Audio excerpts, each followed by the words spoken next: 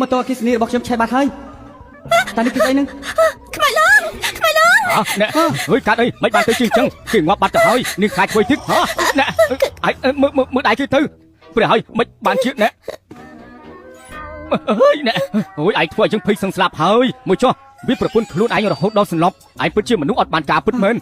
ស្លាប់ហើយខ្ញុំឆ្លងភពមកតាមមែនទេវាយប្រពន្ធខ្លួនឯងស្លាប់ដោយសារតែហត់ខ្លួនប្រាណនេះពិតជាសាហាវមែនទេហើយបានហើយកុំខ្លាចអីមកណែនោះទេណាបើដឹងខ្លួនរស់ឡើងវិញហើយទៅថ្ងៃខាងមុខរស់នៅជាមួយគេបានអត់ទៅកំរំអីរឿងប្រាក់កានោះចាំពូជាអ្នកជួយគិតគូរឲ្យលោកពូទី2យ៉ាខ្ញុំបញ្ញាប់ជុកក្តាមឈូតទៅឲ្យគេវិញប្រាក់ខ្ញុំបានបងឲ្យជឿរួចអស់ហើយមួយចុះមនុស្សមិនទាន់ងាប់ផងរបស់នេះទុកក៏ប្រយោជន៍ដែរខ្ញុំពិតជាឃ្លានបាយខ្លាំងណាស់មានអីញ៉ាំឬអត់មាន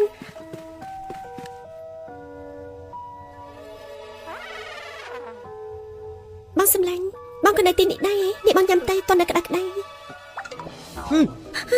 អើយអានេះគេហៅថាប្រមហ៎អូនសុំទៅបងសម្លាញ់ឥឡូវអូនទៅធ្វើការនៅផ្ទះមេភូមិដើម្បីរកប្រាក់ទិញក៏ឲ្យបងវ៉ាបងកុំវាយអូនអីណា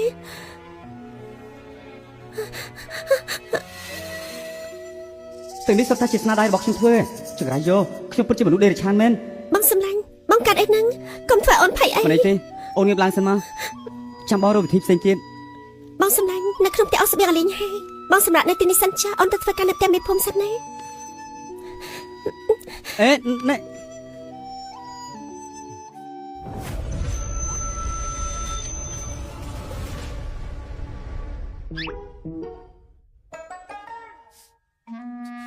ហាមិនបានជាខ្ញុំនៅក្នុងផ្សារទំនើបទៅវិញ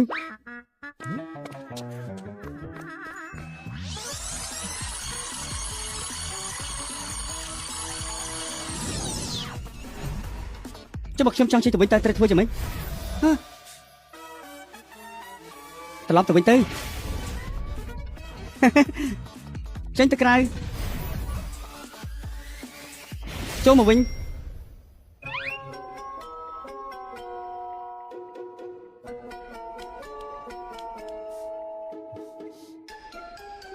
ចេញទៅក្រៅ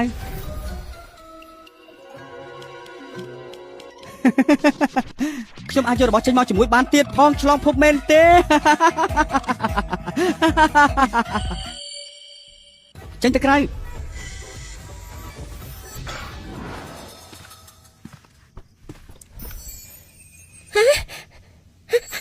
េះពេញអស់ហើយនៅក្តៅក្តៅនៅឡើយទេ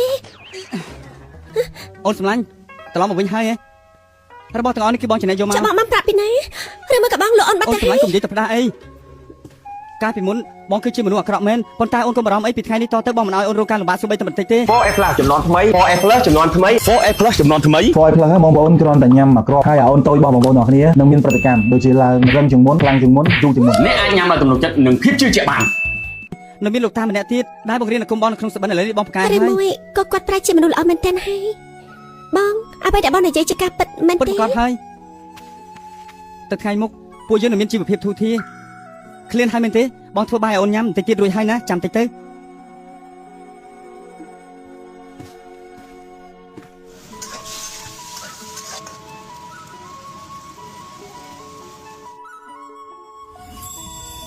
នេះគេហៅថាបាយស្រុតវិញ្ញាណបងប្រាប់អូនចុះទៅថ្ងៃមុខរាល់ពេលញ៉ាំបាយត្រូវតែញ៉ាំឲ្យបានល្អបែបនេះបើអូនមិនស្ដាប់បង្គាប់ទេបងនឹងយកអូនទៅលក់ហើយណា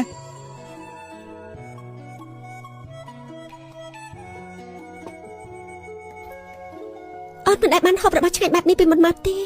ហើយចុះបើឆ្ងាញ់ចាំបាច់យំធ្វើអីញ៉ាំយឺតទៅមើលទៅថ្ងៃស្អែកខ្ញុំត្រូវទៅរាជធានីបើជើងហើយទៅបាននៅទីនេះគ្មានអ្នកណាមានលទ្ធភាពទិញរបស់ទាំងអស់នេះទេមើលទៅមានតែសារលបងនៅទីប្រជុំជនហើយបងសម្លាញ់បងចង់ទៅបានលបែងទៀតមិនមែនទេគឺបងទៅរកប្រាក់ដើម្បីមកចិញ្ចឹមអូនតាណែឈូបាពូទី2ឈូបាឬក៏ឯងមិនទាន់ជាស្រួលបួលទេចង់ទៅស្រង់ដើមនៅរាជធានីទៀតហើយមែនទេពូទី2ខ្ញុំទៅរាជធានីសិនយិនទៅធ្វើការងារត្រឹមត្រូវទេការងារត្រឹមត្រូវល្មមតាមរងហើយខ្ញុំក៏ទៅទីនោះដែរទៅជាមួយគ្នាទៅណាបានជួយមើលគ្នាទៅវិញទៅមកបើអញ្ចឹងតោះមិនមែនជាអ្នកប្រោះឈូទេដឹងថ្ងៃនេះចង់ទៅរកលៀបសការៈអ្នកណាដែរកុំភ្លេចនាំប្អូនម្នាក់នេះទៅផងណាម៉ាសិនគឺជាពួកអ្នកលេងប្រចាំភូមិគឺអាម្នាក់នេះហើយដែលនាំម្ចាស់ខ្លួនចូលបនលបែង បងទី3ថ្ងៃនេះមិនទៅសាសងជាមួយប្រពន្ធមេភូមិទេបានជាមានពេលមិននិយាយព្រេះប្រាននៅទី ឯ នេះ ងចង់រករឿងងាប់ហើយមែនទេទៅណែតែទៅឲ្យឆ្ងាយទៅកោឈូយើងប្រាប់ឯងឲ្យដឹងឯងនៅចំពាក់បនលបែងជើង5ដំឡឹងក្នុងរយៈពេល5ថ្ងៃបើសិនជាមិនសងទេយើងនឹងចាប់ប្រពន្ធឯងយកទៅលក់នៅផ្ទះបនហើយឯងជួយឯងទេចង់យ៉ាងម៉េច បងទី3មិនបាច់ចាំដល់5ថ្ងៃទេស្អែកខ្ញុំនឹងយកមកសងបងទៅ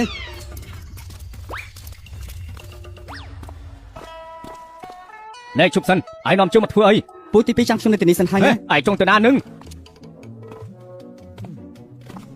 អរ៉េអាស្មូបាទអ្នកណាអនុញ្ញាតឯងចូលមកចាញ់ទៅការរុស៊ីពួកយើង ខ្ញុំផ្ដល់ការលោកម្ដងទៀតដើម្បីរៀបចំសម្ដីរបស់លោកឡើងវិញបើមិនដូច្នេះទេលោកធ្វើឲ្យខាត់បងលៀបសការៈតកែលោកទទួលខុសត្រូវបានទេ រុស៊ីជាមួយពួកអ្នកស្រ័យដូចជាពួកឯងនេះទើបធ្វើឲ្យពួកយើងនេះខាត់លៀបសការៈហើយចុយ ហើយយ៉ាមើលទៅហាងរបស់លោកជាមួយនឹងរបស់មួយនេះប្រហែលជាគ្មាននិស័យនឹងគ្នាទេមើលទៅ អាយ៉ានេះគឺជាកៅបនដីហើយកម្រិតខ្ពស់ណាស់លោកម្ចាស់ទូចជប់សំវរណាកុំទម្លាក់វាចោះអីកុំធ្វើឲ្យវាបាច់អីលោកម្ចាស់ទូចតើលោកចង់បញ្ចាប់ដាច់ឬមួយក៏បញ្ចាប់យកប្រាប់មក ប្រចាំដាច់បើគុំតែយើងសំណាងមិនល្អប្រញាប់យកប្រាក់យកទៅស្រង់ដើមយើងក៏មិនដាច់ចិត្តយករបស់មានតម្លៃបែបនេះយកមកលក់ដែរ លោកម្ចាស់មើលចោះកន្លែងពួកយើងកៅបែបនេះគឺពិបាកក្នុងការលក់ចេញខ្ញុំឲ្យលោក500ដំឡឹងតើលោកគិតយ៉ាងម៉េចដែរ 500ដំឡឹងលោកស្មានថាខ្ញុំជាអ្នកសុំទានណា កុំអីលោកម្ចាស់កុំប្រញាប់ខឹងពេកអីចេះចុះខ្ញុំឲ្យ600ដំឡឹងនេះគឺថ្លៃបំផុតហើយ ឃើញថាលោកមានចិត្តស្មោះសម្រាប់តាមនឹងចុះ នេះក្មួយប្រុសឲ្យចេញមកវិញកាន់អីហើយនឹងជីស្អី លោកពូកាន់ទៅ អ្នកហើយរបស់ស្អីគេនឹងហេថងប្រានតើក្មួយប្រុសឲ្យបានមកពីណាទៅ ពូទី2ទេវតាបង្រៀនមន្តអាគមដល់ខ្ញុំព្យាបាលតកែហាងនេះឲ្យជាសះស្បើយគាត់ឲ្យប្រារង្វាន់ខ្ញុំណា ពិតមែនទេ ពិតមែនហើយទេវតាប្រាប់ទៀតថារឿងនេះដាច់ខាតត្រូវតែរក្សាការសម្ងាត់មិនដូច្នេះទេមន្តអាគមនឹងរលាយសាបសូន្យអត់មែនហើយពូទី2ពូចេះបរទេសទេ ចេះតើការពីជើងនៅកងទ័ពភារកិច្ចរបស់យើងគឺដឹកស្បៀងបាយចង់រៀនចាំជើងបងរៀនចុះណានៅថ្ងៃខាងមុខពូជើងនៅបរទេស យើងទៅទីរទេមួយ រត់ទេណែក្មួយប្រុសឯងសន្សំសំចៃខ្លះទៅប្រាប់មកងាយស្រួលរត់ទេណា ហេចុះហេតុអីបានជាមានឃ្លាំងអាវុធនៅទីនេះគេមិនឲ្យចូលទេចុះឃ្លាំងអាវុធនេះតាមមានប្រយោជន៍ស្អីទៅអានេះដូចជាត្រីយក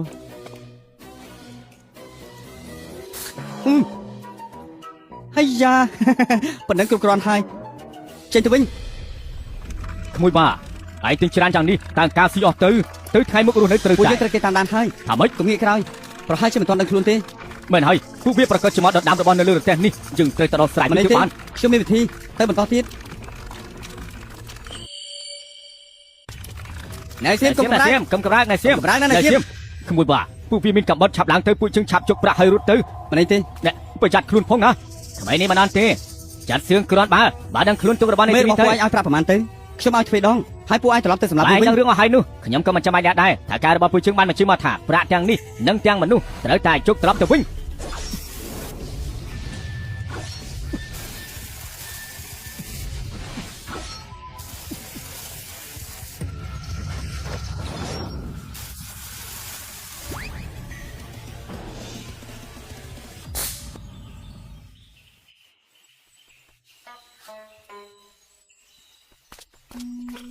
នេះរបស់ស្អីនឹងរបស់នេះគឺជាលោកតាពីទមុនផ្ដល់ឲ្យឯងមែនទេ ត្រូវហើយ ណែ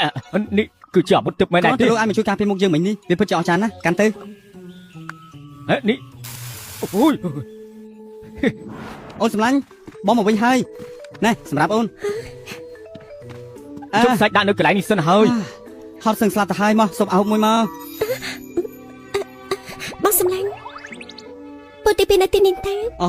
ពូទី2ដោយសារតែពូមិនរត់ចោលខ្ញុំប្រាក់ទៅនេះជារបស់ពូដែលត្រូវទទួលបាន ហើយឯងកុំនេះសាច់អីពូជួយធ្វើកាយតិចតួចនេះគឺជារឿងដែលត្រូវធ្វើស្រាប់ហើយ ពូទី2ទៅថ្ងៃមុខពូយើងនឹងមានជីវភាពល្អជាងនេះខ្ញុំឲ្យពូទុកទៅ បើចឹងក៏បានដែរចាំពូរៀបចំរបស់ឯងសិនហើយរស់នៅជាមួយគ្នាបានល្អណាស់កុំឆ្លុះប្រកែកគ្នាអី ហើយណែអូនសម្លាញ់ឆាប់មកមើលភួយរំទាទៅមើលពិតជាទុនល្មើយល្អណាស់ បងសំឡាញ់ភួយល្អដែរគេបែបនេះ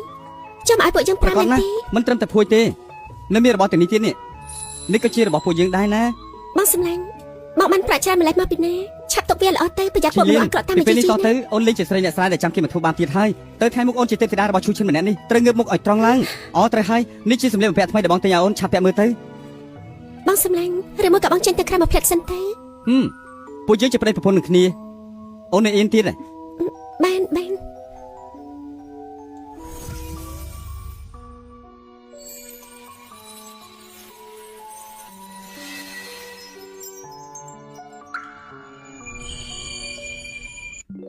រឿងការពីមុនគឺជាកំហុសរបស់បងនេះជាថ្នាំទេវតាដែលលោកតាផ្ដល់ឲ្យចាំបងជួយលាបឲ្យណា គឺបែបហ្នឹងហើយងាកមក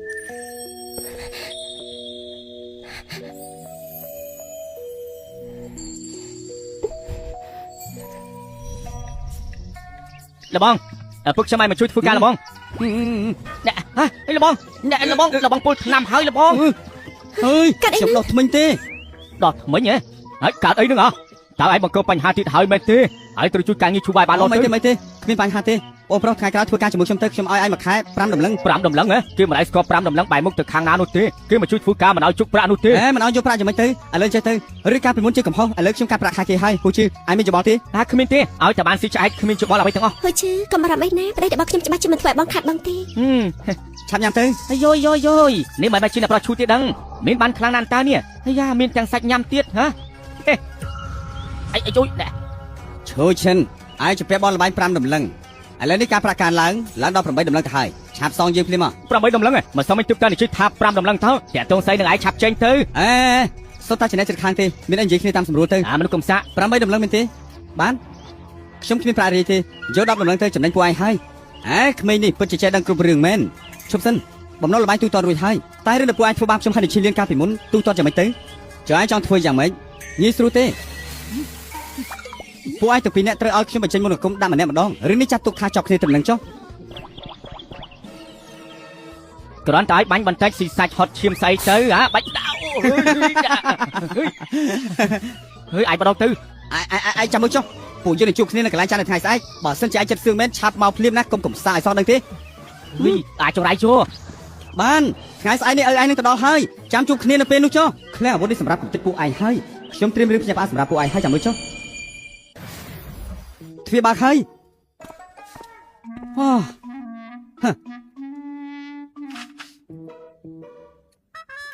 យើងនឹងឲ្យពួកឯងស្គាល់ថាអ្វីទៅដែលជាការវាយប្រហារធ្លាក់មកពីលើមេឃ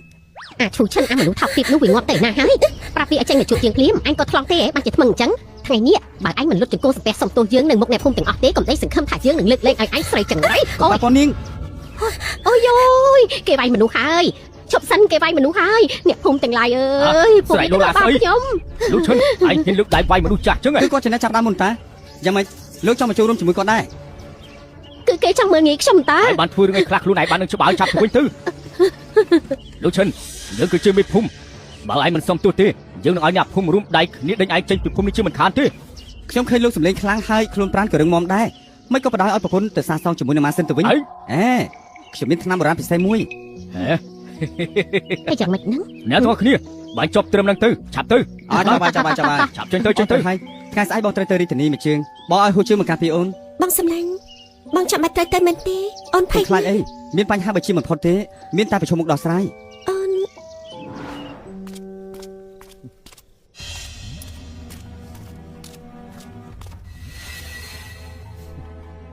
ចេញមកអើយមកចាំទីនេះមែនទេឯងពិតជាមកមែនតាល្អណាស់ ឯងពិតជាសំដីឆ្លោះពិតមែនឯងចង់ងាប់ហើយមែនទេ អាពួកចង្រៃចាំមើលថ្ងៃមុខយើងនឹងធ្វើបាបឯងរីចាមិនខាន ចាំមើលបន្តិចទៀតយើងនឹងកាត់ឯងជាកង់កាត់ជុកទៅឲ្យឆ្កែស៊ី មានតែ8ក្រុមតាសម្រាប់មនុស្ស5នាក់គ្រប់គ្រាន់ហើយឯតានេះជារបស់ស្អីទៅលបងដងវាកំពុងតែខ្លាចពួកយើងហើយ ឲ្យខ្លាចឆាប់យកប្រពន្ធឯងមកដាក់ក្នុងភួយរបស់ជើងទៅថែមទាំងឲ្យប្រាក់យើង100តម្លឹងទៀតមកដាយើងនឹងដោះលែងឯងខ្ញុំបញ្ជូនឯងទៅយកសពល្អចុះហើយឆាប់ឡើងសម្រាប់វាទៅសម្រាប់វាទៅលឿនឡើងទៅ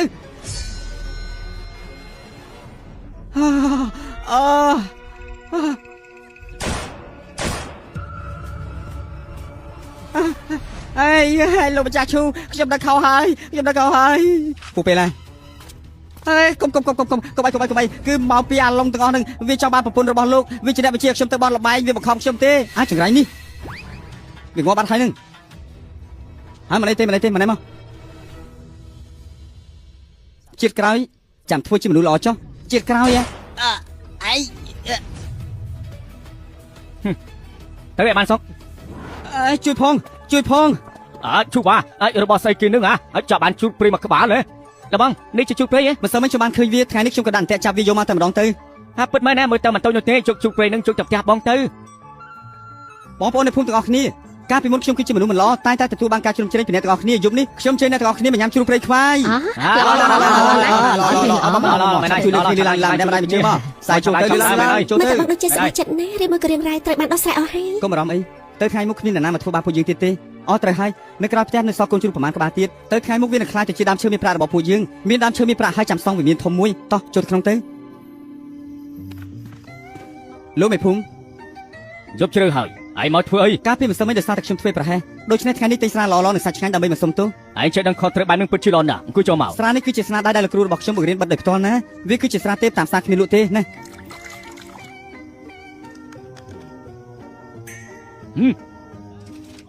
ស្រាល្អណាស់ពិតជាល្អណាស់ សូមជួយសាកសាច់ក្បាលជ្រូកនេះមើល អូឆ្ងាញ់ណាស់ អូមែនហើយណានេះគឺជាថ្នាំបុរាណដែលខ្ញុំនិយាយប្រាប់លោកកាលពីលើកមុន មិនត្រូវទេឈូបាយប់ចានេះហើយឯងមកប្រកាសមានផែនការអីហើយមែនទេ ពិតជាមិនអាចលះបង់ជាមួយភ្នែករបស់លោកមេភូមិពិតមែនអរគឺបែបនេះទេខ្ញុំចង់ទិញដីទំនេរនៅខាងមុខផ្ទះរបស់លោកនិងខាងក្រៅចំនួន50ហិកតាយកមកសង់ផ្ទះណាតើបានទេ ទិញដីឯងពិតជាចង់ទិញ50ហិកតាពិតមែនឯងចង់ទៅធ្វើអី រឿងនេះលោកមេភូមិមិនចាំបាច់បារម្ភទេលោកជឿជាក់លើខ្ញុំម្ដងចុះរឿងប្រាក់ខ្ញុំនឹងសងតាមតម្លៃទីផ្សារមិនឲ្យខ្វះនោះទេ 4A Plus ចំនួនថ្មី 4A Plus ចំនួនថ្មី 4A Plus ចំនួនថ្មី 4A Plus បងប្អូនគ្រាន់តែញ៉ាំមួយគ្រាប់ហើយអាអូនតូចរបស់បងប្អូនទាំងគ្នានឹងមានប្រតិកម្មដូចជាឡើងរឹងជាងមុនខ្លាំងជាងមុនយូរជាងមុន អ្នកអាចញ៉ាំដោយទំនុកចិត្តនិងភាពជឿជាក់បាន អោះផឹកបន្តទៀតទេសូមជើញ ពូទី2នឹងអ្នកភូមិនិយាយថាមនុស្សប្រុសគឺតែងតែមានតម្រូវការខ្លាំងណាស់ចុះហេតុអ្វីបានជាលោកប្តីមិនដែលប៉ះពាល់ខ្លួនប្រានខ្ញុំអញ្ចឹងឬមួយក៏ដូចជាអ្នកភូមិនិយាយមែនថាគាត់អសមត្ថភាពបងសម្លាញ់បងសម្រាប់ហើយណា នៅទេមានការអី បងសម្លាញ់ពួកយើងរៀបការជាមួយគ្នាជាង1ឆ្នាំហើយបានតែមិនទាន់មានកូនទៀតអ្នកភូមិច្បាស់ជាសាច់ចំអក កុំប្រញាប់ពេកអីបងមិនចង់ឲ្យអូនមានការពិបាកនៅលើក្រែចាស់រហ័យបែបនេះទេចាំសង់ផ្ទះរួចរាល់សិនចាំពួកយើងយកកូនប្រុសស្រីឲ្យបានពេញផ្ទះតែម្ដងណា ល្អ បើចឹងសម្រាប់ទៅ មកទៀតហើយហ៎ អីចឹងថៃកែនេះជាហាងស្អីហ្នឹងមិនក៏បដ ாய் ឲ្យពួកអ្នកសុំទានចូលមកបែបនេះគឺយើងនិយាយពីពួកឯងសម្លៀកបំពាក់នេះមនុស្សក្រីក្រដូចឯងហ៊ានយកដៃមកប៉ះយើងផងមែនទេ ខាងនេះមិនមែននាងជាអ្នកបាល់ ប៉ុន្ ទេ តែសម្លៀកបំពាក់នេះខ្ញុំជាអ្នកពេញចិត្តឥឡូវវាត្រូវបានដៃកខ្វក់ឯងប៉ះតែឲ្យខ្ញុំលែងចង់បានហើយ ធំក្លិនស្អុយណាស់ប្រហែលជាទើបតែចេញមកពីគំនោសម្រាប់ទេដឹងណាប្រយ័ត្នខ្លួនមែនទេណាក្រៃលោឆ្លងជំងឺស្ត្រីមកជាមួយផង ឯងនិយាយប្រទេសផ្ដាស់ស្អីហ្នឹង ទូណាថាចង់មកបង្កបញ្ហាទៀតហើយមែនទេចេញទៅ សម្លៀកបំពាក់នៅក្នុងហាងនេះខ្ចប់ឲ្យខ្ញុំទាំងអស់លើកលែងតែមួយឈុតដែលនាងម្នាក់នេះប៉ះអំបញ្ញមិញនេះព្រោះខ្ញុំខ្លាចឆ្លងរោគ ពិតជាអត់ញញើតមែន លោកម្ចាស់មើលតាមមកផ្លេចក៏ដឹងពីអាការៈជំងឺលោកពិតជាមានភ្នែកទឹកមែន ខ្ញុំគ្រាន់តែនិយាយលេងសោះស្មានមកដល់ថាតការហាងនេះជឿមែនទេខ្ញុំមើលទៅថ្ងារបស់លោកដូចជាស្អាតដល់ហើយជំហានដែរក៏ដូចជាទុនគ្មានកម្លាំងមួយរយៈនេះលោកប្រកាសជាខានទៅដល់លេងផ្ទះការមាស លោក ហើយ គ្រូទឹកអើយជួយជីវិតខ្ញុំផងទៅមួយរយៈនេះខ្ញុំពិតជាមានអារម្មណ៍ថាអស់កម្លាំងលហិតលហៃពិតមែនណាគឺដល់ចំណុចសំខាន់តែងតែទៅមុខលេងរួច ជួយក្រៃយកស្មានមកដល់ថាខ្ញុំទីត្រូវសោះអូរឿងតូចតាចទេខ្ញុំមានអសត់មួយប្រភេទធានាថាប្រាហើយនឹងជាសះស្បើយភ្លាមភ្លាម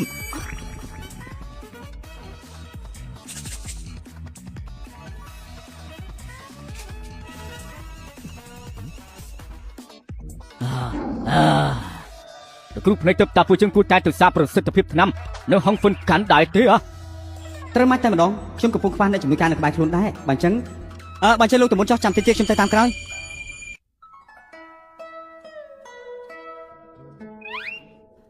ហើយចុះតកាហាងតាណាបាត់ហើយប្រហែលជាលួចទៅដល់លេងបាត់ហើយមើលទៅ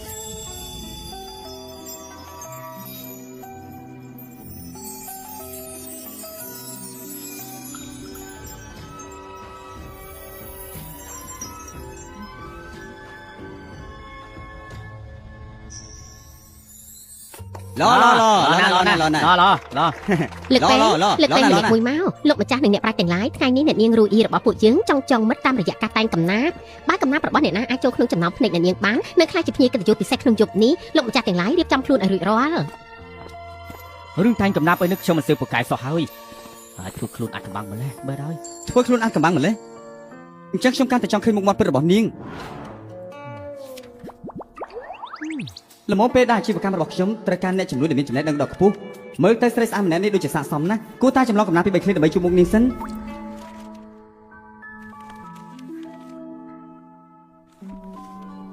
អ្នកនាងមើលទៅយប់នេះគ្មានអ្នកណាធ្វើឲ្យអ្នកនាងពេញចិត្តឡើយ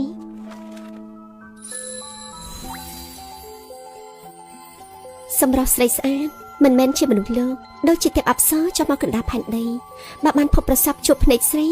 ទោះហោះដល់ឋានសួគ៌ក៏សុខចិត្តហើយគួរឲ្យចាប់អារម្មណ៍ណាស់ គ្រាន់តែអសននេះ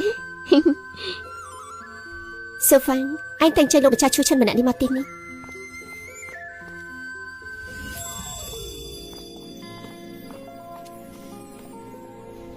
ខ្ញុំរូអ៊ីសូមគោរពលោកម្ចាស់ឈូ អូខ្ញុំឈូឈិនពិតជាមានវាសនាល្អណាស់ដែលបានឃើញសម្រាប់ពិតរបស់នាងនេះពិតជាស្រស់ស្អាតលើគេមែន សម្ដីរបស់លោកម្ចាស់ពិតជាផ្អែមដល់ កុំនិយាយច្រើនដល់តែខាតពេលអីខ្ញុំមកទីនេះមិនមែនដើម្បីមកស្ដាប់តន្ត្រីទេហើយក៏មិនមែនមករកសេចក្តីសុខផ្លូវកាយដែរគឺខ្ញុំចង់មកលូកខ្លួននាងដើម្បីឲ្យនាងដើរតាមខ្ញុំធ្វើជាជំនួយការរបស់ខ្ញុំ លោកម្ចាស់ឈូពិតជាមានបំណងចង់លុះខ្លួនខ្ញុំពិត ហេតុអីបានជាមិនចង់ទៅវិញ សូមលោកម្ចាស់ជួយសួរនាំអ្នកម៉ែផងចុះរឿងសេរីភាពខ្ញុំមិនអាចសម្រេចយកខ្លួនឯងបានទេ អ្នកនាងរូអ៊ីគឺជាកែវភ្នែករបស់អ្នកម៉ែណារហូតមកដល់ពេលនេះនាងនៅរក្សាខ្លួនស្អាតស្អំនៅឡើយអ្នកម៉ែពិតជាមិនដាច់ចិត្តឡើយបើគ្មានប្រាក់ 2000 ដំឡឹងទេមិនអាចនាំនាងចេញពីទីនេះបានឡើយប្រាក់ 2000 ដំឡឹងនេះមានបំណងមិនឲ្យអ្នកនាងទៅមែនទេ នេះមិនខុសពីការប្លន់ទាំងស្រស់ទេ គ្មានប្រាក់ក៏មិនធ្វើរកលោកម្ចាស់ធំនៅទីនេះអ្នកនាងរូអ៊ីរបស់ពួកយើងតើតែអ្នកមានបនស័កនៅរាជធានីទៅស័កសមនឹងនាងចេញទៅ ហេ ចាំមិនចង់យកកាក់ស្ពនមកលុះខ្លួនមែនទេទុកកាក់ស្ពនតែងទួចនឹងទិញនំប៉័ងហូបពេលយប់ទៅ សត្វឥន្ទ្រីកាយមនីមួយនេះគឺជារបស់ដែលខ្ញុំធ្លាប់ទិញមកនៅក្នុងតម្លៃខ្ពស់សាកមើលទៅ នេះគឺកែវមនី កែមនីខ្ញុំមិនដែលឃើញរបស់តុបតែងដែលប្រណិតបែបនេះពីមុន សូម មក បីអ្នកម៉ែនៅរាជធានីក៏មិនដែលឃើញកែវមនីមានក្បាច់ក្បូរល្អអាចបែបនេះដែរនេះគឺវត្ថុមានតម្លៃមហាសាល ខ្ញុំប្រើរបស់នេះដើម្បីលូកខ្លួននាងថាទៅមើលតើគ្រប់ទេ គ្រប់គ្រាន់ហើយ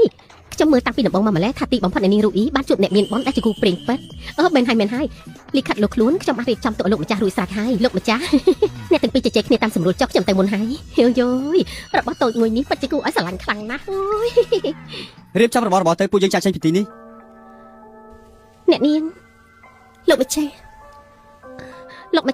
ខ្ញុំជាអ្នកបម្រើផ្ទាល់ខ្លួនអ្នកនាងតើលោកអាចនាំខ្ញុំទៅជាមួយបានទេ ទិញមួយថែមមួយអញ្ចឹងហ៎ទៅ អរគុណលោកម្ចាស់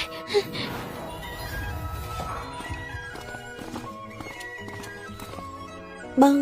ទីនេះគឺជាកន្លែងណា អូបងនាំពួកអូនមកទិញផ្ទះ បងមិននាំពួកយើងត្រឡប់ទៅផ្ទះវិញទេ បងនៅមានការងារខ្លះដែលត្រូវរវល់បន្តិចពួកអូនស្នាក់នៅទីនេះដើម្បីរៀបចំខ្លួនសិនទៅចាំបងរួចការងារឲ្យបងនឹងមកទទួលពួកអូនទៅវិញចាំមិនពេញចិត្តទេបើសិនជាពេញចិត្តបងនឹងទិញវា អូនគឺគ្រាន់តែចង់មើលលេងប៉ុណ្ណោះ អូមើលឲ្យមានន័យថាចង់បានរារែកមានន័យថាចង់ទិញល្អណាស់បន្ទាប់ពីទិញហើយទីនេះនឹងក្លាយជាផ្ទះរបស់យើងនៅក្នុងរាជធានីជាមិនខានអេថាកែពួកយើងចង់ទិញផ្ទះ តើអ្នកណាមានបំណងចង់ទិញផ្ទះរបស់ខ្ញុំ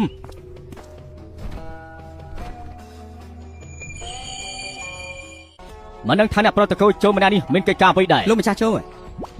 អូថាកែចូលជ្រះថ្លាណាស់ដែលបានជួបលោកខ្ញុំបានឈ្មោះថាឈូឈិនមិននេះគឺកំពុងតែនិយាយថាចង់ទិញផ្ទះនេះមិនស្មានថាជាទ្រព្យសម្បត្តិរបស់លោកតកែសោះពិតជាចៃដន្យមែនទែន លោកម្ចាស់កុំនិយាយពាក្យធ្ងន់ពេកអីបើសិនជាមាននិស័យនឹងគ្នានោះផ្ទះមួយខ្នងនេះខ្ញុំលក់តម្លៃ 1,100 ដុល្លារ 1,100 ដំឡឹងថ្លៃខ្លាំងណាស់បានអញ្ចឹងទេចាំដឹកក្រោយចា បានទិញ តកែចូលនៅក្នុងការដែលពួកយើងបានជួបគ្នាដោយនិស័យបែបនេះខ្ញុំនៅមានចំនួនដ៏ធំមួយទៀតតែមិនដឹងថាលោកហ៊ានទទួលធ្វើជាមួយដែរទេ នៅក្នុងរាជធានីនេះមិនមានរឿងអ្វីដែលថាខ្ញុំមិនហ៊ានធ្វើឡើយ អូល្អបើអញ្ចឹងខ្ញុំឲ្យលោកមើលរបស់ទឹកម្យ៉ាង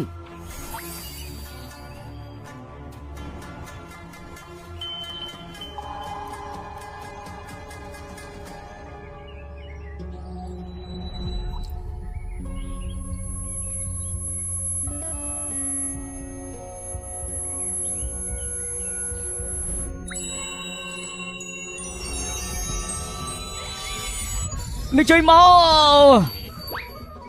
ខ្ញុំនឹកឃើញហើយលើកចុងក្រោយដាក់ពួកជើងបានធ្វើរសជាតិល្អបែបនេះកាលពីមុនគឺនៅលីនចិនចាចាក់កភពដ៏រឹងមាំអ្នកប្រុសអំបិលដែលសល្អបែបនេះគ្មានរសជាតិល្វីងបែបនេះតើបានមកពីណាទៅ នៅក្នុងលោកនេះមានតែខ្ញុំម្នាក់គត់តែមានវាតកែចូលចង់សហការជាមួយគ្នាដែរមែនទេ ប្រកបណាស់លោកម្ចាស់វ័យក្មេងរបស់សម្ងាត់កម្រិតនេះបើមិនមានអំណាចបនស័កគ្រប់ដណ្ដប់មេឃទេវាអាចនឹងនាំគ្រោះដល់ជីវិតចាស់ជាមិនខាន វាក៏គ្រាន់តែជាកម្លាំងអំណាចមួយដែរមិនអញ្ចឹងទេតកែចូលខ្ញុំនឹងបង្ហាញអំណាចឲ្យលោកមើលម្ដងទៀត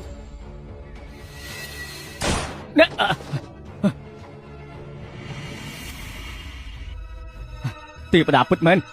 ចូលស៊ឺឆាយមានភ្នែកមិនស្កប់ភ្នំថៃសានមិនដឹងថាទេវតាចូលមកបើសិនជាមានការប្រមាថស៊ុបលើកលែងទោស លោកតកែចូលពេលនេះលោកគិតថាខ្ញុំរក្សាវាមិនជាប់ទៀតដែរទេ រក្សាបានពិតមែនលោកម្ចាស់វិមានលោកអាចស្នាក់នៅតាមចិត្តបានខ្ញុំហ៊ានជុកប្រាក់លោកចាំមិនទៅ និយាយយ៉ាងម៉េចគឺអញ្ចឹងប្រាក់នេះខ្ញុំនៅតែផ្ដល់ឲ្យលោកដដែលលើកពីនេះខ្ញុំចូលចិត្តរឹកពីចង្ងារបស់លោកពីមុនជាងណា អូយល់ហើយម្ចាស់វិមានយកត្រឹម200ដំឡឹងចាត់ទុកថាគឺជាការរាប់អានគ្នាទៅចុះតើបានទេ តកែចូលសុបនិតមើលទៅ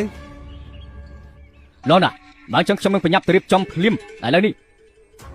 ខ្ញុំនឹងចាត់ចែងអ្នកបម្រើឲ្យទៅបោះសម្បត្តិជូនបន្ទប់លោកម្ចាស់ បងអូនចូលទៅមុនចុះបងនឹងឆាន់ត្រឡប់មកវិញទេ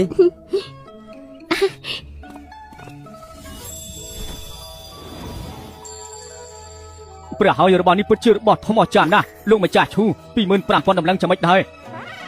ណែឈប់លោកម្ចាស់ឈូតើលោកចង់ធ្វើអ្វីទៅរឿងតម្លៃពួកយើងអាចពិភាក្សាគ្នាបាន 30,000 តម្លឹងចាំមិនដែរ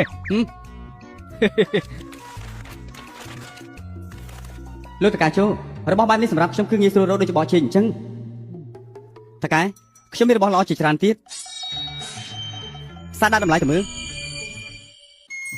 ព្រះហើយពិតជាវត្ថុទិព្វមែនលោកម្ចាស់ឈូរឿងតម្លៃពេញគួរកំណត់យ៉ាងម៉េចដែរ ចាំមិនដែរ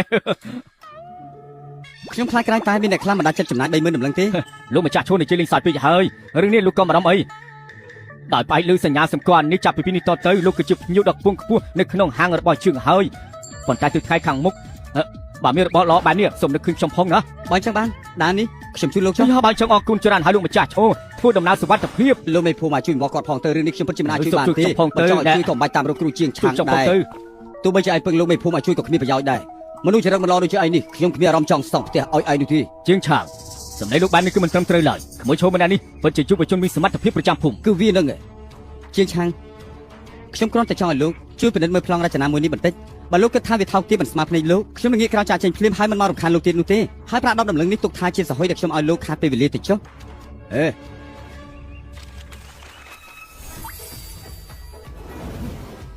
នេះប្លង់នេះគឺឯងជាអ្នកគូហ៎ត្រូវហើយឯងរៀនគូមកពីណាខ្ញុំរៀនមកពី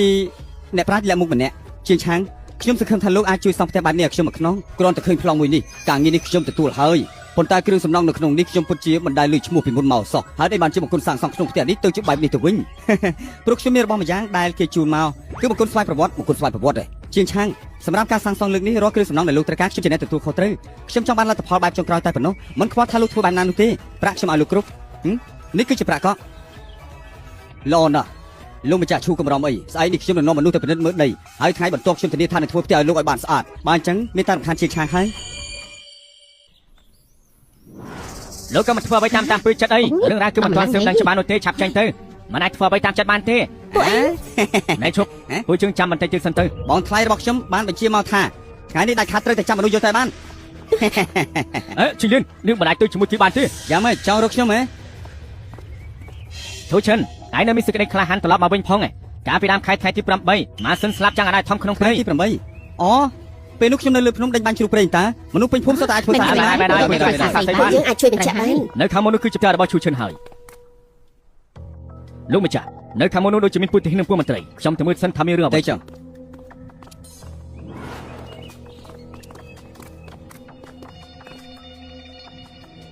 ចុះលោកម្នាក់នេះគឺជាអ្នកណាគេដែរ បកគលម្នាក់នេះគឺជាអក្រិតជនសម្លាប់មនុស្សណា បងប្រុសឈូបងសម្លាប់មនុស្សពិតមែនទេតែសម្លាប់អ្នកណាគេ ភាពណាធ្វើរឿងបែបហ្នឹងទៅ បងប្រុសខ្ញុំប្រាប់ថាមិនបានសម្លាប់មនុស្សទេពួកឯងឆាប់ទៅវិញ ឯង ទៅ ស្មានតែខ្លួនឯងជាអ្នកណាហ៊ានមកលូកដៃនៅក្នុងកិច្ចការរាជការផង មិនក៏គ្មានភ្នែកសោះចឹងតែកំភ្លៀងគេទៅ ហ៊ានវាយមន្ត្រីរាជការផងឯងពួកឯងប្រហែលជាលេងចង់រស់ហើយមានរឿងស្អីកើតឡើងហ្នឹងមិនក៏មកអងពេលយូរម្លេះ ម្នាក់នេះឲ្យខ្ញុំតែងទៅរៀបរាប់ប្រាប់លោកម្ចាស់ឈ្មោះថាលូឈិន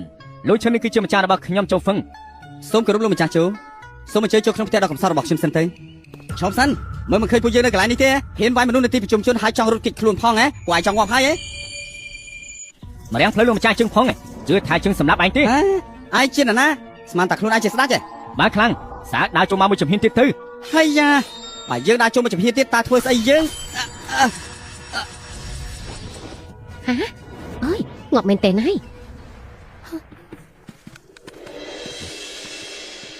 ចូលហឹងតើគេជាអ្នកណាឲ្យប្រកាសទៅគ្រាន់តែនិយាយគ្នាមិនត្រូវក៏សម្រាប់ចោលភ្លាម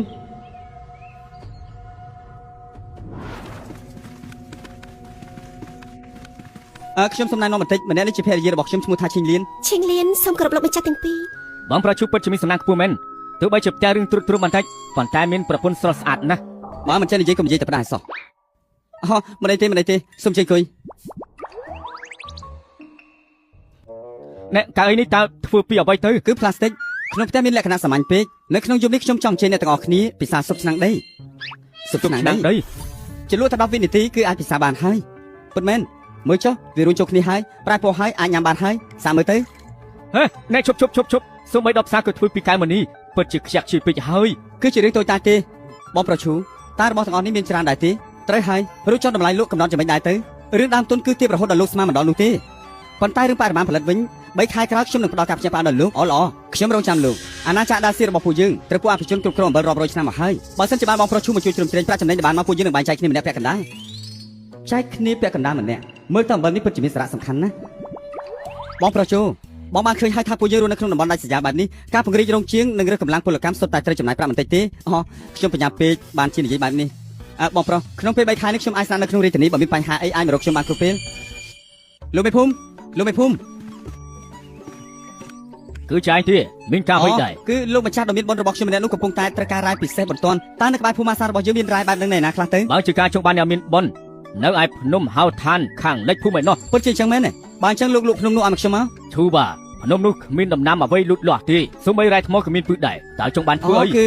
នៅក្នុងតម្រូវការរបស់អ្នកមានបុណ្យប្រកាសជាមានហេតុផលសមរម្យហើយលោកដាក់តម្លៃភ្លាមមក 100តម្លៃ សរុបទាំងអស់គឺ110តម្លឹងនេះគឺជាប្រាក់កម្រៃសម្រាប់ការនឿយហត់យប់នេះខ្ញុំចង់ឃើញកម្មសិទ្ធិដីធ្លី ឯងកុំបារម្ភអីនៅថ្ងៃនេះរាល់លិខិតផ្សេងខ្ញុំនឹងចាត់ចែង លោកម្ចាស់ឈូសុពិនិត្យមើលតារាងចំណាយទៅសរុបទាំងអស់គឺ600តម្លឹងគ្មានបញ្ហាទេជាងឆាំងហើយនេះគឺជាប្រាក់បង្កប់500តម្លឹងទៀតបើសិនជាលោកត្រូវការបន្ថែមលោកអាចរកខ្ញុំបានគ្រប់ពេលរឿងសាងសង់ផ្ទះខ្ញុំផ្ញើលើលោកហើយមិនទេទុកចិត្តចុះអញ្ចឹងខ្ញុំទៅរៀបចំសិនហើយណា លោកឆាំងនឿយហត់ហើយ ទូនាទីរបស់ខ្ញុំទេពូទី2ជួយចុះពីលើភ្នំជួយសាងសង់រោងជាងឲ្យខ្ញុំបន្តិចនេះគឺជាប្លង់រចនានេះជាប្រាក់ខ្ញុំចង់បានលទ្ធផលសម្រាប់ មិនមែនទេដឹងអាពុកខ្ចាក់ជួយចង់មកកោរឿងអីទៀតហើយទើបតែទិញភ្នំហៅរដ្ឋានមួយឥឡូវនេះឯងចង់សង់រោងសីទៀត ពូ ហើយ ទី2ពូជឿជាក់លើខ្ញុំចុះបើសិនជាលើកនេះទទួលបានជោគជ័យគ្រួសារតកូលឈូរបស់ពូយើងថ្ងៃមុខលែងខ្លាចជាអ្នកក្រក្រេទៀតហើយក៏ត្រូវងើបមុខសម្លឹងដោយសេចក្តីគោរពដែរ បានតាមចិត្តឯងចុះចាំពូទៅរកមនុស្សមកជួយ ឈីលៀននេះគឺជាក្បួនច្បាប់អាហារដ៏ពិសេសដែលបងទទួលបានដោយចៃដន្យពូយើងសិក្សាជាមួយគ្នាទៅថ្ងៃមុខអាហារឆ្ងាញ់ៗក្នុងលោកនេះអូនភ្លុកបានទាំងអស់ណា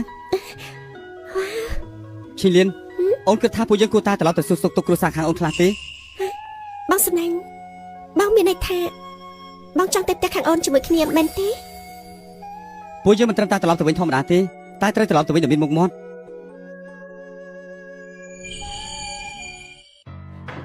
ថែមស្រា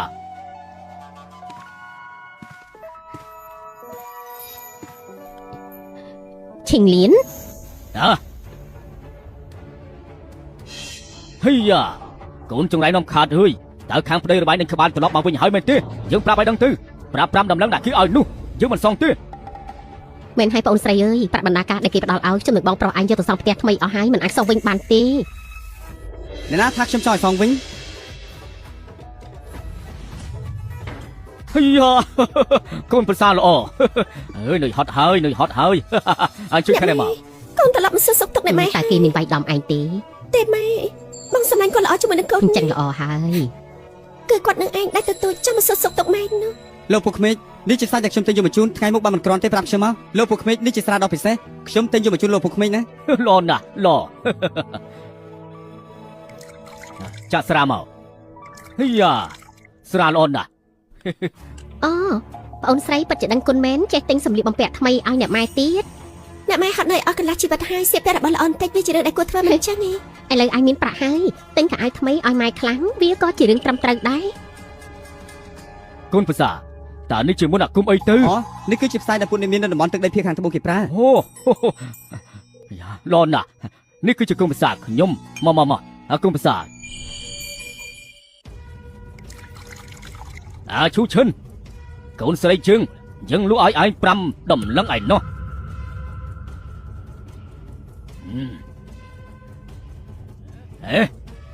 ស្រីម្នាក់នេះមើលទៅដូចជាស្វាំងភ្នែកម្ល៉េះប្រាប់មកតើឯងគឺជាអ្នកណាគេ ឈិងលៀនកូននាំគ្នាត្រឡប់ទៅមុនទៅ បងសំឡាញ់ឬមួយក៏ពួកយើងត្រឡប់ទៅវិញជាមួយគ្នាទៅ អូយអូយ លោកពួកក្មេកបើស្វាងស្រាហើយកុំនិយាយទៅផ្ដាស់ឲ្យសោះណាម៉ែក្មេកចាំផ្ទះកូនសាងសង់រួចហើយកូននឹងទទួលអ្នកទាំងអស់គ្នាទៅនៅជាមួយគ្នានៅក្នុងកំឡុងពេលនេះបើតែម៉ែមានការឈឺថ្កាត់អីឬក៏ត្រូវគេធ្វើបាបពុកត្រូវតែជាអ្នកទទួលខុសត្រូវនៅចំពោះមុខខ្ញុំ បាន ឈីលៀនពីថ្ងៃនេះតទៅគ្មានអ្នកណាមកធ្វើបាបអូនទៀតនោះទេ អរគុណបងសំឡាញ់ ឈូវ៉ាអញមិននៅផ្ទះកំដរឈិងលៀនទេអីបែរ បែរជារត់មកសមខលនៅ ប ទី ង នេះ ថ្លៃស្រីមិនបានចាំមកទីនេះ អញមកបោកបាញ់សัตว์មែនទេមិនក៏យកពុកទុនល្មើបែបនេះមកជាមួយដែរឬមួយកំពុងរងចាំបោ បង ថ្លៃ ថ្លៃ ស្រី ស្រីពិតជាឆ្លាតមែន ខ្ញុំលឺអ្នកភូមិនិយាយថាអញមិនកើតការ អ្នកណាជាអ្នកនិយាយ ដឹងពេញតែភូមិហ្នឹង តែពួកគេប្រហែលជាមុនបង្កើតទៅនឹង មិនអីទេឲ្យបងថ្លៃនេះជួយសាកល្បងមើលបាន នៅកណ្ដាលព្រៃដាច់សញ្ញាបែបនេះបើសិនជាធ្វើខ្ញុំខឹងខ្ញុំមិនលើកលែងឲ្យនោះទេណា គ្រាន់តែរមាស់មាត់បន្តិចសោះចង់ដឹងថាឯងពូកែមែនអត់ បងស្រីលេខដៃ អញមិនអន់មែនតា លេខដៃសិនទៅបងស្រីបងស្រីកុំយល់ច្រឡំណាខ្ញុំដឹងថាបងធ្លាប់ជួយឈីលៀនច្រើនណាស់យកប្រាក់នេះយកទៅទិញឲ្យញ៉ាំទៅខ្លាចជាស្ត្រីមួយម៉ាយតែម្នាក់ឯងពិតជាមិនងាយស្រួលនោះទេថ្ងៃមុខកម្លាំងខ្លួនម្នាក់ឯងទៀតអីពីព្រោះមានសត្វដេរឆានតាមយីយីបងច្រើនណាស់ ឈូវ៉ា អូខេបញ្ញាំទៅវិញទៅប្រយ័ត្នគេឃើញទៅចុះ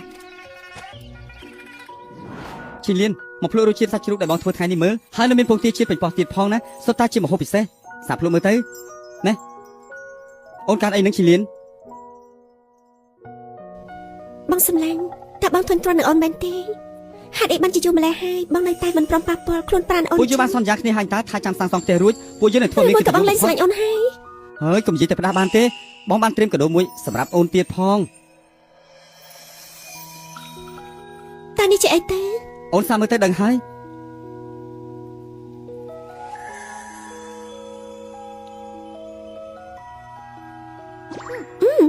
ផ្អែមណាស់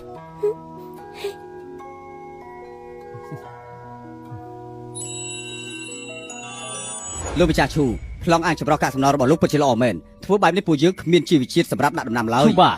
រោងជើងគឺសងរួចហើយ រួចរាល់មុនពេលកំណត់ហើយអរគុណហើយអរមែនហើយចាច់ប្រាក់លើកទឹកចិត្តម្នាក់500កាក់ទៅជាប្រាក់រង្វាន់ ហេឈូបាឯងពិតជាមានចិត្តទលាយមែនខ្ញុំនឹងប្រញាប់ទៅប្រាប់ បាទប្រញាប់អីនៅមានរឿងមួយទៀតចាត់ចែងឲ្យគេកែសម្រួលរោងជានេះឲ្យទៅជាបន្ទប់វិញបន្ទប់ចុងក្រោយគឺសម្រាប់ឲ្យមនុស្សសម្រាប់មែនទេធ្វើជាក្លឹបស្តុកទៅវិញទៅ មានបញ្ហាទេណាឈូបាខ្ញុំមើលឯងសុំជាមេភូមិជាងខ្ញុំទៅទៀតណា ក៏ដើម្បីបំរើអ្នកភូមិទាំងអស់គ្នាដែរអរមែនហើយមានរឿងមួយទៀតពិតជាត្រូវរំខានលោកមេភូមិវាងហើយ ឈូបាអើយឯងគឺជាអ្នកដែលជ័យវិញទៅ អូគឺរឿងរមនុស្សចូលធ្វើការក្នុងរោងជាម្នាក់ទទួលបាន15កាក់នៅក្នុងមួយថ្ងៃថែមទាំងផ្ដល់អាហារពីរពេលទៀតបែងចែក10នាក់នៅក្នុងមួយក្រុមឬយកមួយក្រុមម្នាក់ប៉ុន្តែពួកយើងជាមនុស្សមិនទំនេរឡើយណាបើធ្វើការមិនបានល្អទេពួកយើងនឹងដូរមនុស្សគ្រប់ពេល លក្ខខណ្ឌល្អបែបនេះបើរឿងមនុស្សមិនបានទៀតទោះបីជាខ្ញុំចាស់ក៏ដោយក៏ខ្ញុំទៅធ្វើការឲ្យឯងដែរ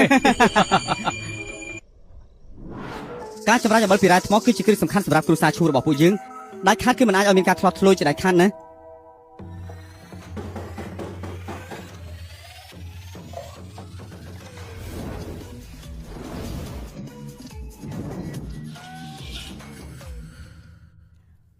រួចរាល់ហើយ នេះគឺជាអំបិលហ៎អូយណែអូយសស្អាតណាស់ពិតជាសស្អាតណាស់បងប្រុសពិតជាអំបិលមែនហើយពិតជាល្អណាស់មែនហើយពិតជាល្អណាស់ បងសំឡាញ់ការលួចធ្វើអំបិលដល់ខ្លួនឯងគឺជាទោសប្រហារជីវិតណាបើសិនជាពួកមន្ត្រីដឹង មែនហើយក ុំបារម្ភអីខ្ញុំមានវិធីដោះស្រាយហើយឈប់ភ្លាម ឯងភ្លាមកម្រិតឈប់ ឈប់ភ្លាម ឯងប្រាប់ថាឈប់ កម្រិត កម្រិត ឯនៅសៀម អានេះសៀម ធ្វើស្អី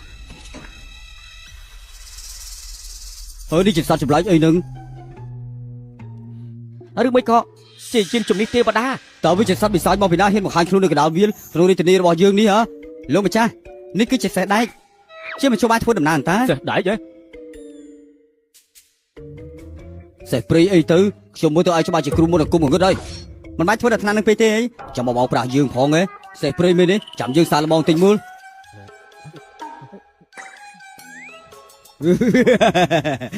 សាមើសិន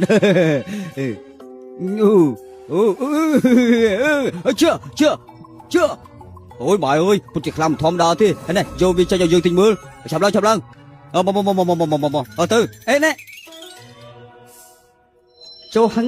ហើយនៅអ្នកផ្សេងស្នាក់នៅណាទៅឬមួយយើងគួរតែទៅសួរលោកម្ចាស់ក្រុងមើល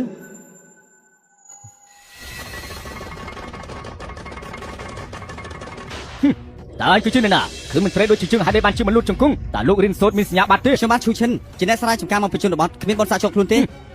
ក្នុងការដែលគ្មានបនស័កហើយដែលបានជាមិនព្រមលូតជង្គង់វា20ដំបងភ្លាមទៅ អេកុំអីមុននឹងវាយមនុស្សលោកគួរតែសួរបានច្បាស់សិនថាខ្ញុំជាមិត្តរបស់អ្នកណាគេ យើងក៏មិនចង់ដឹងថាឯងគឺជាមិត្តភក្តិអ្នកណាដែរ ចូលស៊ីឆាយចូលហឹង អើ យ៉ាគឺជាការយល់ច្រឡំទេលោកប្អូនអើយការពិតទៅគឺទឹកចំនួនលិចដល់ព្រះវិហារស្ដេចនេះហើយ តាមពិតទៅខ្ញុំមកទីនេះដើម្បីបបួលពួកគេទាំងពីរទៅដើរលេងជាមួយគ្នាមិនទាន់បានចូលក្រុងផងក៏ត្រូវមនុស្សរបស់លោកសែងចូលមកទីនេះបានទៅហើយ យល់ច្រឡំហើយពិតជាមានការយល់ច្រឡំហើយអាលូហើយមើលពុទ្ធណាក្រំថាគឺបានធ្វើសេចក្ដីទៅនាំមនុស្សយកជាងជំនាញរបស់លោកប្អូននេះរុញទៅឲ្យលឺឡើងទៅនៅមានទៀតមកចាប់អញ្ជើញលោកម្ចាស់ចូលឲ្យមកទីនេះភ្លាមមកឆាប់ឡើងទៅ បាទខ្ញុំនឹងទៅភ្លាម អាយ៉ាពងប្រសុំជើងខាងនេះមក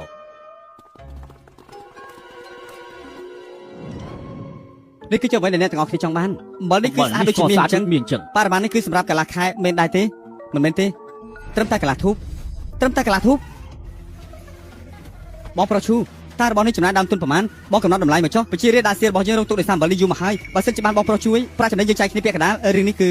តម្លៃក្នុងទីផ្សារបច្ចុប្បន្នគឺ500កាក់បើអញ្ចឹងខ្ញុំលក់ឲ្យតែ50កាក់ប៉ុណ្ណោះតើលោកយល់ព្រមទេយល់ព្រមពិតជាល្អខ្លាំងណាស់ បងប្រុសឈូលោកពិតជាអស្ចារ្យមែនលោកម្ចាស់ក្រុងឬការពីមុនសង្ឃឹមថាលោកជួយលាក់ការខ្ញុំផងណា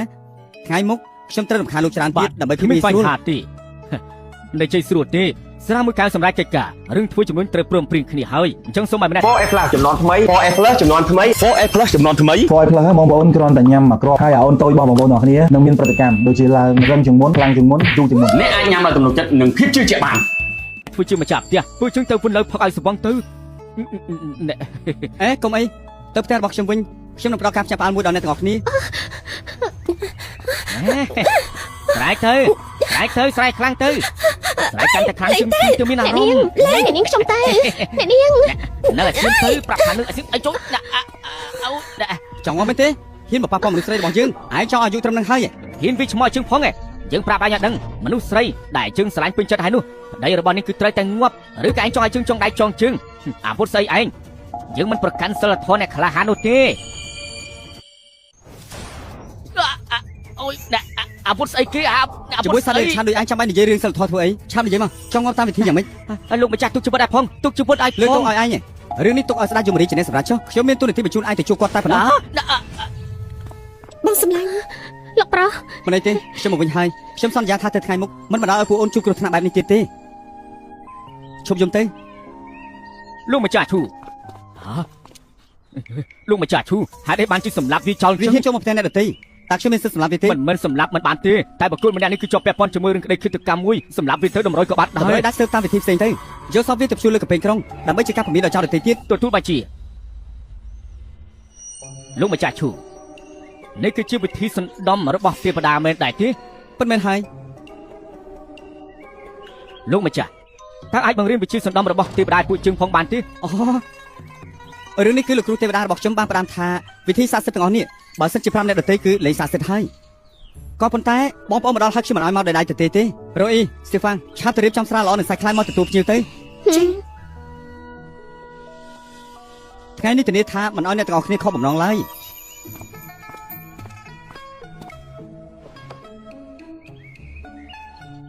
លោកម្ចាស់ឈូតើនេះជាអ្វីទៅគ្រាន់តែហត់ក្លិនក៏មានអារម្មណ៍ថាឃ្លានបាត់ទៅហើយ គេហៅថាមីកញ្ចប់មិនត្រឹមតែឆ្ងាញ់ទេថែមទាំងអាចជួយឲ្យឆ្អែតបានយូរទៀតផង ឆ្ងាញ់ណាស់ឆ្ងាញ់ណាស់ ហើយមកអ្នកទាំងអស់គ្នារឿងមិនសមបំណងក្នុងជីវិតមានដល់ទៅ9ភាគទៅ10ភាគចុះហេតុអីបានជាពួកយើងមិនរីករាយនៅក្នុងពេលនេះតែម្ដងទៅមក ណា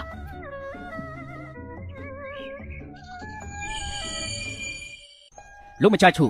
លោកកំរំឲ្យនៅថ្ងៃខាងមុខខ្ញុំនឹងចាត់មនុស្សមកជិមកម្មនៅក្នុងសំណាក់នេះឲ្យកាន់តែច្រើនមិនឲ្យមានរឿងចឹងកើតឡើង បងប្រុសអាននៅក្នុងក្រុងដូចជាមានគ្រោះថ្នាក់ពេកហើយខ្ញុំសម្រេចចិត្តថានឹងនាំពួកគេត្រឡប់ទៅភូមិ លោកម្ចាស់ឈូលោកកំពុងតែមិនទុកគេទៅជួបឲ្យខ្ញុំហើយ បងប្រុសលោកគិតច្រើនពេកហើយគឺនៅក្នុងផ្ទះពិតជាមានតរៈសំខាន់ពិតមែនការដែលអ្នកប្រុសឈូមានតរៈនៅផ្ទះបានចឹងពួកយើងមិនខាត់លោកនោះទេអ្នកប្រុសឈូអរគុណសម្រាប់ការទទួលយ៉ាងកក់ក្ដៅ សូមធ្វើដំណើរសុវត្ថិភាព សង្ឃឹមថាបានជួបគ្នាម្ដងទៀត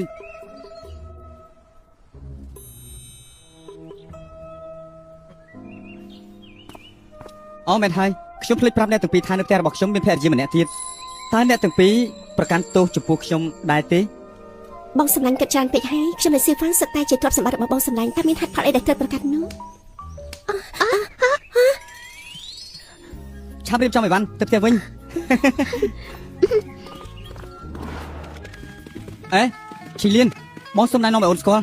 ម្នាក់នេះគឺជាលេខារបស់បងឈ្មោះថៃរ៉ូអ៊ី ចំណែកម្នាក់នេះគឺជាលេខាទី2ឈ្មោះថាស៊ីហ្វា លេខា អូត្រូវឲ្យបងឲ្យពួកនេះមកជួយមើលបញ្ជីប្រាក់និងចាត់ចែងការងារគ្រប់បែបយ៉ាងពួកគេមិនមែនជាអ្នកបម្រើទេថ្ងៃមុខគឺជាគ្រួសារតែមួយហើយ ក្នុងផ្ទះនេះហាក់ដូចជាញ៉ៃញ៉ៃបន្តិចសង្ឃឹមថាបងអូនទាំងពីរមកប្រកាន់ទូបីចាចាយប់នេះពួកយើងទាំង4នាក់គេងនៅជាមួយគ្នាមែនទេហា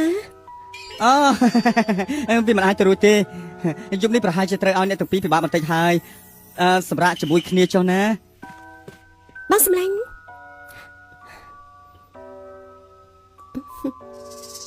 បើបងសម្លាញ់ចង់យកប្រពន្ធចុងគ្រាន់តែប្រាប់ឈិងលៀនមកបានហើយឈិងលៀនមិនមែនជាមនុស្សមិនដឹងខ្យល់ទេ តើនេះគឺជារឿងអីវិញទៅជាង3ខែទៅហើយមិនទាន់បានរួមដំណេកជាមួយគ្នាឥឡូវនេះខ្ញុំចូលទៅហាក់ដូចជាមិនសូវសមតទេសោះចាំសង់ផ្ទះហើយចាំគិតទៀតណាគេ ឈូវ៉ាយកជ្រៅហើយអញទៅធ្វើអីទីនេះផ្ទះអញប្រហែលគ្មានកន្លែងស្នាក់នៅហើយមើលទៅបានជាមិនសង់ខ្ទមតូចនៅខាងក្រៅបែបនេះវ៉ានៅខាងក្នុងនេះធំតលីណាស់ អេបងថ្លៃមកធ្វើស្អីទីនេះបងមិនខ្លាចខ្ញុំទេ មិនខ្លាចឡើយផ្ទុយទៅវិញខ្ញុំពិតជាចង់បានណាស់បងដឹងថាអញជាមនុស្សមានចិត្តបុណ្យទាំងផ្ដល់ប្រាក់ទាំងផ្ដល់ស្បៀងអាហារក្នុងការដែលថ្ងៃនេះបានជួបគ្នាហើយ អេជប់សិនបងស្រីជប់សិនខ្ញុំមិនអាចផ្ដល់កិត្តិយសជាភរិយាបងបានទេ បងមិនត្រូវការងារជាភរិយាអីនោះទេឃើញតែសម្ដីផ្អែមមករអិលអញ្ចឹងឬមួយក៏ឯងពិតជាមិនកើតការមែន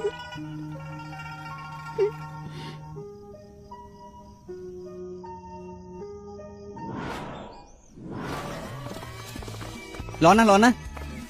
អេថកាជូលោកម្ចាស់ជូខ្ញុំនាំអ្នកទាំងពីរទៅរោងជារបស់យើង ឡោះ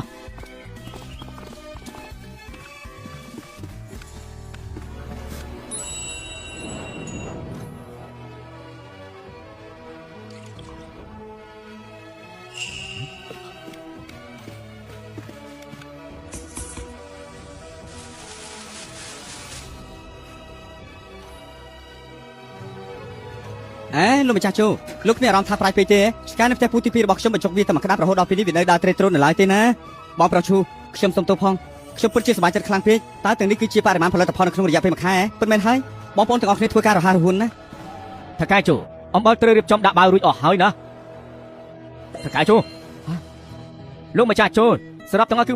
11100 គីឡូនេះគឺជាប្រាក់ 8080 ដំឡឹង ពូទី2ប្រាប់ឲ្យគ្រប់គ្នាសម្រាប់ពីការងារសិនទៅថ្ងៃនេះពួកយើងបានសប្បាយណា សប្បាយនេះបាននេះថាម៉េចទៅ គឺមានន័យថាហូបសាច់ផឹកស្រាឲ្យឆ្អែតតាមចិត្តចង់នឹងណាពូជិយកប្រាក់នេះទៅទិញសាច់និងស្រានៅក្នុងក្រុងមកលីឡើង នេះរឿងនេះខ្ញុំប្រកែកស្រាប់ហើយចាយដល់នេះពួកយើងគឺរៀបចំវាជាមួយនឹងពិធីឡាផ្ទះថ្មីតែម្ដងទៅជប់នេះគឺញ៉ាំសាច់ឲ្យឆ្ងាញ់ទៅ បងប្រុសឈូខ្ញុំចាប់អារម្មណ៍ឃើញថាស្មារតីរបស់អ្នកភូមិក្រោមការគ្រប់គ្រងរបស់លោកពិតជារឹងមាំល្អណាស់មានការងារធ្វើមានប្រាក់ចំណូលញ៉ាំឆ្អែតដីលក់ស្រួលស្មារតីក៏ល្អតាមនឹងដែរ ងាកមកកងទ័ពនៃនគរដាសៀវិញការពីនគរហើយឆ្លងស្លាប់រួមមិនអស់ប្រាក់វិវត្តទទួលបានបែរជាមិនស្មើនឹងកម្មករនៅផ្ទះរបស់លោកបងបន្ទាប់ពីចូលនិវត្តជីវិតកាន់តែលំបាកខ្ញុំពិតជាដេកមិនលក់ឡើយ មើលទៅលោកមិនមែនត្រឹមតែជាកូនអ្នកធម្មតានោះទេខ្ញុំមិនដែលនេះធ្វើការអ្វីក៏ដោយដើម្បីផលប្រយោជន៍រៀននៅក្នុងលោកមិនមែនត្រឹមតែដើម្បីផលប្រយោជន៍ផ្ទាល់ខ្លួនទេដូច្នេះហើយរឿងអំបិលនេះវាគ្រាន់តែជាការចាប់ផ្ដើមប៉ុណ្ណោះប៉ុន្មានហើយមើលទៅជំនួយរបស់ខ្ញុំមិនមែនជារឿងសាមញ្ញទេមែនទេ